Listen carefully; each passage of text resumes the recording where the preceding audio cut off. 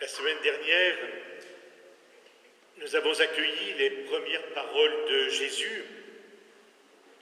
Le règne de Dieu est tout proche, convertissez-vous, croyez à l'Évangile. Et nous avons contemplé l'alliance que le Seigneur scelle avec son peuple, avec chacun de nous.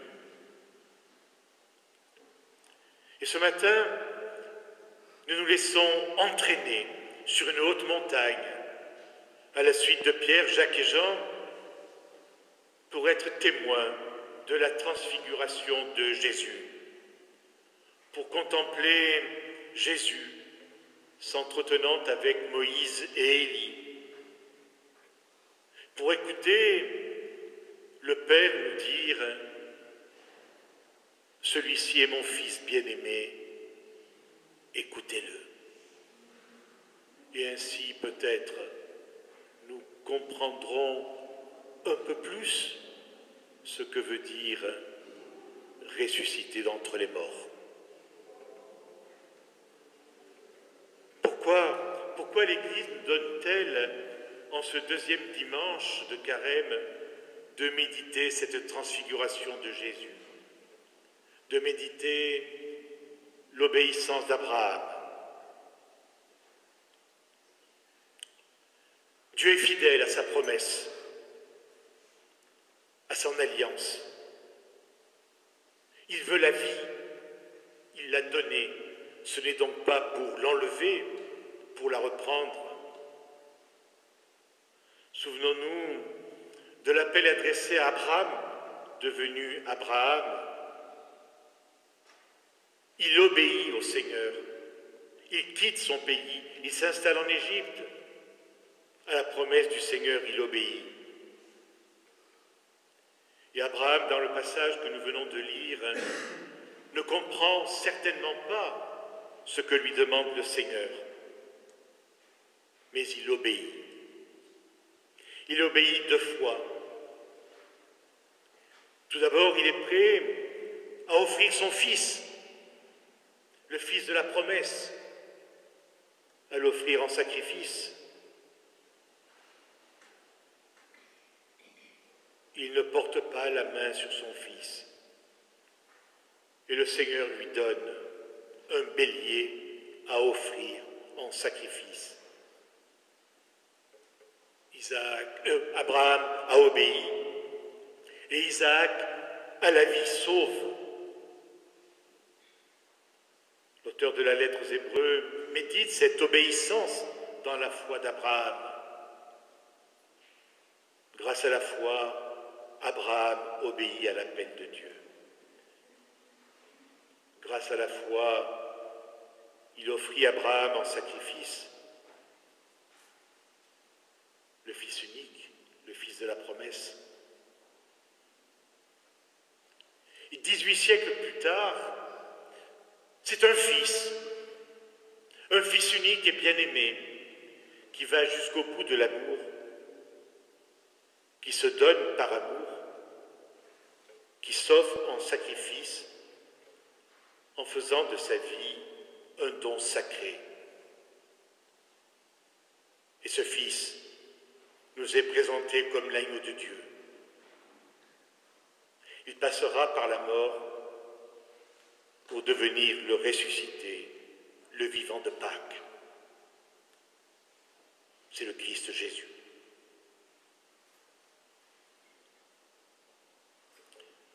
Après la merveilleuse profession de foi de Pierre, « Tu es le Christ », Jésus annonce aux disciples sa Pâque. Il commence par leur enseigner qu'il fallait que le Fils de l'homme souffre beaucoup, qu'il soit rejeté, mis à mort, et que 3 jours après, il ressuscite. Mais cette annonce est irrecevable, incompréhensible. Et Pierre est qualifié de Satan. Et Jésus, pour préparer ses disciples à cette épreuve, permet donc à Pierre, Jacques et Jean d'être témoins de sa résurrection. de sa transfiguration, cette transfiguration qui préfigure la résurrection. Les vêtements devinrent resplendissants, d'une blancheur éclatante. S'entretenant avec Moïse et Élie, Jésus nous rappelle que les temps sont accomplis. Il est le nouveau Moïse, il est le nouvel Élie.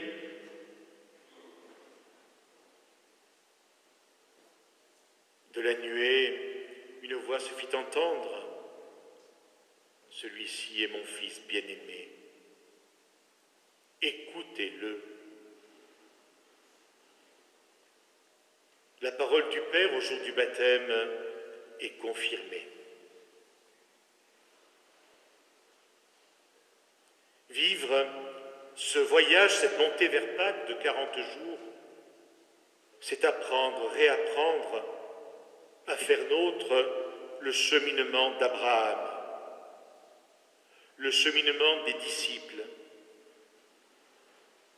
C'est raviver notre mémoire. Notre Dieu est le Dieu de l'Alliance. Il veut pour chacun de nous la vie. Paul, dans sa lettre aux Romains, la deuxième lecture, nous le rappelait.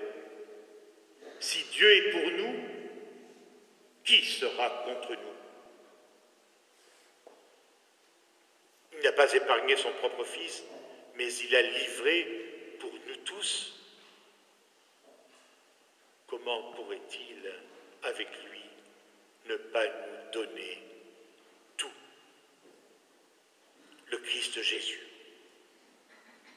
il intercède pour nous.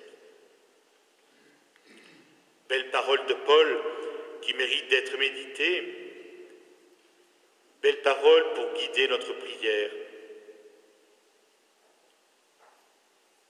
Une forme de jeûne libérant du temps permet de lire, de méditer tout ce passage de la lettre aux Romains, d'où est extrait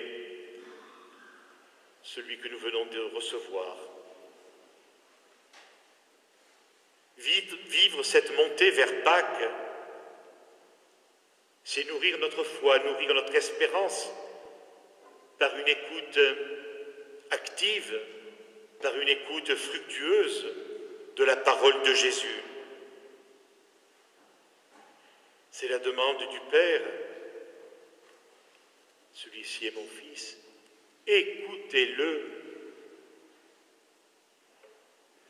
Le jeûne nous fait expérimenter la faim. Vivre la montée vers Pâques, c'est apprendre à avoir faim de la parole du Seigneur, à nous en nourrir pour que cette parole se traduise en actes dans la vie de chaque jour. Au long des jours, des semaines de ce temps de grâce,